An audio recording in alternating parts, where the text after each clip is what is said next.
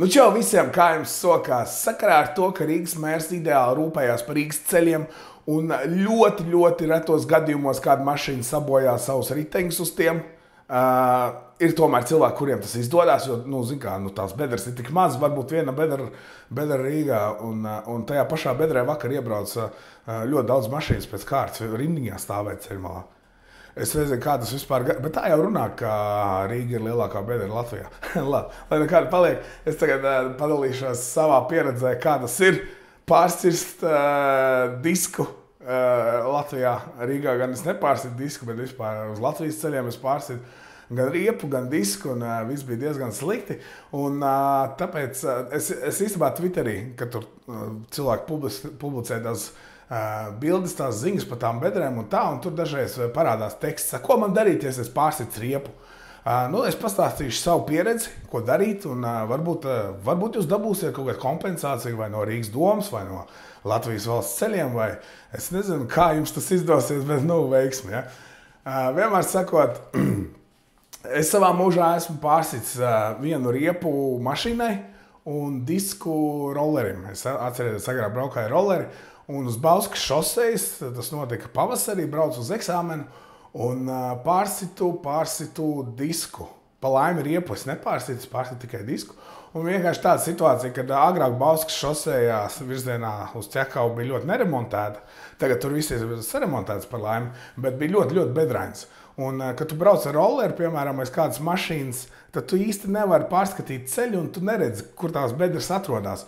Un tā sanāca, ka tur bija ātruma ierobežojums arī, visi brauc uz kādiem 50 kilīšiem, un tad visi brauc tā kā viens aiz otru diezgan tuvā distancē. Un es jau arī. Un sanāca tā, ka vienkārši priekšā mašīna brauc, un es tā skatos ceļu, kas man tur palicis ir priekšā. Un ir kā viss kārtībā, un pēkšņi no mašīnas apakšas liela bedra iznāk. Tā pa pusi josli, ja? Un man nebija varianti, es nevarēju, nepaspēju neko, jo tas attālums tāds ļoti minimāls. Pa laimi ātrums nebija liels. Es vienkārši iebraucu bedrē, pārsitu aizmugurējo disku, riepu nepārsitu. Un no sākuma es nesapratu, ka es pārsitu, bija tās baigais trieciens, jā. Un es turpināju braukšanu, pabraucu kāds 100-200 metrus, un es jūtu, ka paliek arvien mīkstāk. Tā ļoti mīkst ir, un es apstājos malā, un jā, pārsist disks. Loģiski, ja eksāmenis nokavēts, nekur es vairs netikšu. Lūk, un ko darīt šādās situācijās? Vienīgais, kas es arī nebiju nekad saskāries, un vienīgais, kas man nāca prātā, bija izsaukt ceļu policiju. To es arī izdarīju. Ceļu policija atbrauca. Tad viņa tā kā nofočēja, apskatījās mans bojājums, tad viņa paprasīja, kur tā bedra bija, es aizgāju, parādīju to bedri, tad viņa vai izmērīja, vai nofočēja, kaut ko tādu ar viņu izdarīja, piefiksēja vienmēr sakot to bedri un to attālumu, cik tālu es vēl nobraucu.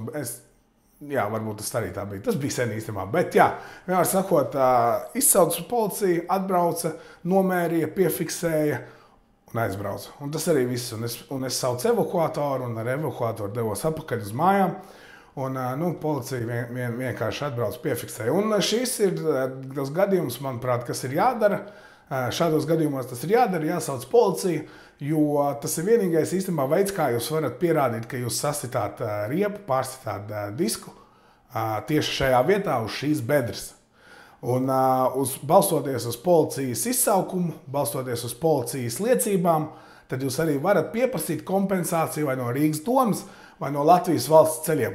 Manā gadījumā tas nesanāca, jo tur tā kā jau bija uzstādītas zīmes, ka ir ļoti bedrains ceļš un ātruma ierobežojums, un Latvijas valsts ceļu pārstāvs pateica, ko tu tur brauci, tev vajadzēja stumties. Tas bija ļoti bezskaunīgi, un es nezinu, vienkārši tu maksā ceļu nodoklīti, ja? Tas laikam vairs nav ceļu nodoklis, bet vienalga tu maksā par to transporta līdzekli, lai tev vismaz būtu kaut kāda infrastruktūra. Beigās saka, par to infrastruktūru labāk ir stumties. Pats vainīgs, ja? Tā kā es nekādu kompensāciju nedabūju, disks, cik tur tas disks maksās 20 eiro, vai tie bija lati toreiz. Iekrīt.